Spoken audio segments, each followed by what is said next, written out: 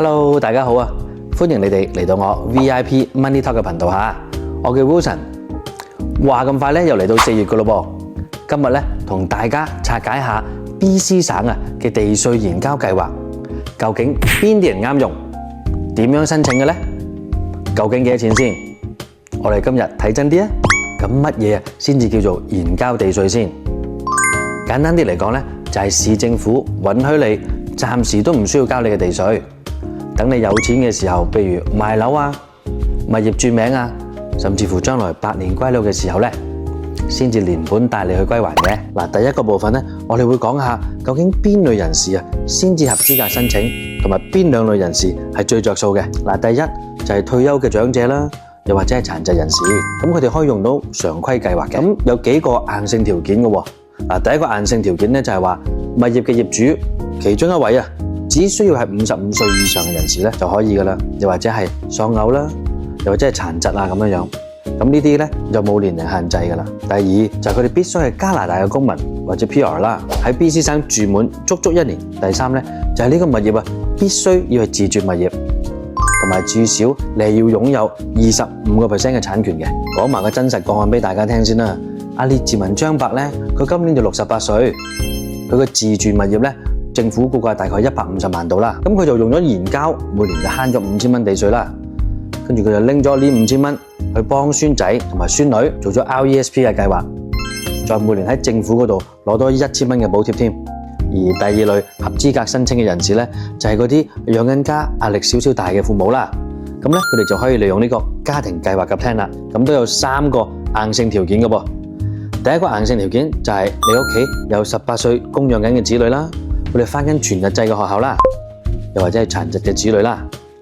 第二個硬性條件咧，就係你喺物業嘅產權上面最少要有15% 或以上嘅產權嘅。第三就係呢個計劃係冇收入上限嘅。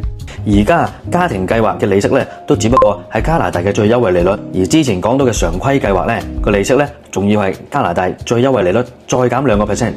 講多個真實個案俾大家聽啦。阿 Sherry 嘅李太佢單親媽媽嚟嘅，供養緊1對小朋友啦。咁延交咗地稅之後咧，佢慳咗3800幾蚊。咁佢就用咗呢啲錢去幫仔女交啲課外活動嘅費用咁樣啦，啲利息咪當係分期付款咯。好啦，第二部分咧，我哋就會講下究竟點樣申請嘅費用同埋利息咁樣，我哋會計到盡。申請3部曲入邊，第一部曲就係關於你準備嘅文件啦，例如你嘅地稅單啦、你嘅 ID 啦、物業證明等等。咁上 BC 省呢個政府官網嗰度咧，你就可以 download 一份表格去填寫噶啦。第二個方法咧，你就可以直接上網嗰度填表。BC 嘅網站咧就可以搞掂噶啦，就唔需要特登去市政府嗰度排隊咁樣嘅。而長者咧仲可以郵寄添。第三，最後呢個部曲咧，就當然係等批核啦。一般批核時期咧係要4至到8個禮拜嘅。批咗之後咧，市政府就會直接寄信俾你通知你噶啦。跟住同大家講下啦，就係關於費用同埋利息啦。你用常規計劃嘅話咧，第一次嘅手續費就一次性嘅啫，淨係收你60蚊。而之後每年嘅續期費都只係10蚊雞啫。呢個計劃只不過係會收你單利息計算嘅利率。而你用家庭計劃嘅話咧，完全免手續費噶啦。而利息咧都只不過係 P。而第三個部分咧，我哋會講下延交地稅嘅好處同埋唔好處先啦。第一就係有現金流嘅急救先啦。溫哥華嘅陳太咧，佢用慳翻嚟嗰6000蚊嘅地稅咧，翻新咗呢個廚房同埋洗手間。咁而家放租嘅地方咧，每個月都多賺咗800蚊噶啦。第二就係低成本嘅融資啦，就係可以利用慳翻嚟嘅地稅去投資一啲保守嘅保本基金，去賺翻個差價先啦。而第三就係關於遺產嘅保障啦。可以買一份人壽儲蓄嘅保險，賠償金直接可以 cover 晒所有嘅欠稅，跟住將來仔女承繼呢個物業嘅時候，佢哋就唔需要話賤賣間屋急賣間屋影響到佢哋咯。講完3大好處，我哋講埋3大唔好處先啦。第一個唔好處就係啲利息可能好似滾雪球咁樣。咁延交咗地稅10年呢，本金就係5萬蚊啦。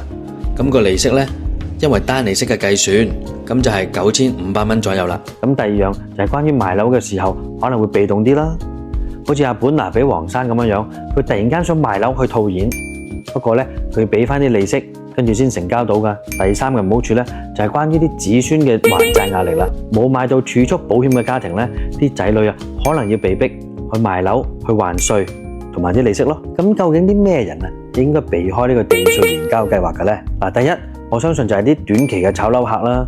譬如你計劃咗喺1年啊、2年啊，甚至3年之內會賣樓嘅，咁啲手續費啊、加利息啊，都未必賺得返㗎。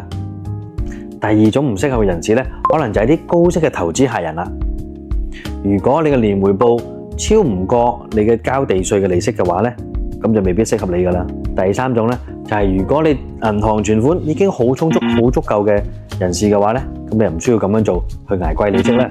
想知道自己究竟適唔適合呢個地稅延交計劃？記住我呢2條黃金法則啦。嗱，第一呢，就要計清楚地稅延交計劃嘅利息同埋投資嘅回報率究竟成唔成正比喎。第二就係記住預留呢個保險金，頂住第時子女接手物業嘅時候嘅還債壓力啦。你哋都想要呢個專業嘅分析，歡迎聯繫我哋，又或者留言喺留言區寫住 VIP， 可以免費拎我哋嘅地稅延交申請 PDF，30分鐘我就教識你。